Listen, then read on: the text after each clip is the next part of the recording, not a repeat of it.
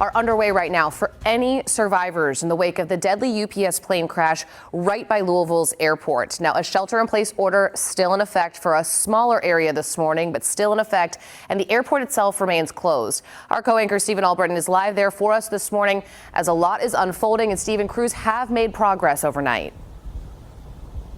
Yeah, they have as far as getting the fire out, but they really need that sunlight before they can really get in there and hopefully find more survivors in there. But here we are about 12 hours on from when that all happened. We're not sure what they'll find when they get in there. The airport is closed, but I've been checking inside. It is starting to come to life a bit. I've been checking arrivals and departures around 7 a.m. when things are supposed to start happening behind me here. We're standing in front of the runway. We're at the northern end of it right now. The UPS hub or the hangar is just to my left, and it's here where that plane started its takeoff, got past its point of no return, taking off at the south end of the airport before something happened, causing that plane to come down. We're going to show you video of the crash. It is terrifying to watch, but you can see the UPS plane taking off, only getting about 150 feet off the ground before diving back to the ground. The NTSB says they'll have about 24 investigators on scene this morning. They could be here for days to try to figure out what happened.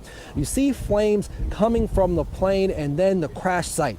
This plane was heading to Hawaii, and it was loaded up with about 9 hours worth of jet fuel. So as you can imagine, when that ignites, it's going to cause what you're seeing on your screen, those flames, the fireball, all that thick black smoke.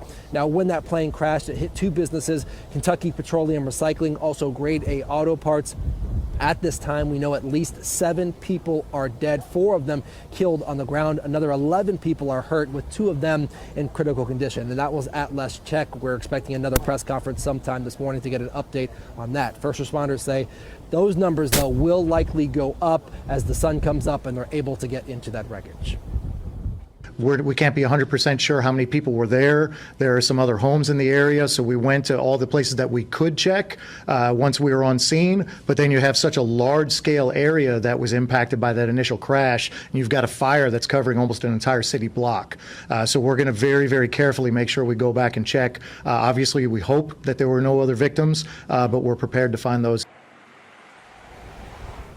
Officials have set up a family reunification center since the hospitals are not set up for that. So again, that shelter-in-place order still in effect for about a mile around the crash site at the southern end of this airport. And people locally are urged to stay away from that area, as when that plane went down, there are some dangerous chemicals in some of those buildings. And of course, the jet fuel that was burning. But that fire is out. Right now, we wait for the sun to come out. And of course, our sister station will likely have their chopper up so we can get fresh video and a fresh view of what happened on the ground. But those NTSB investigators have a lot of work cut out for them when they get on the ground, when they can get into their investigation.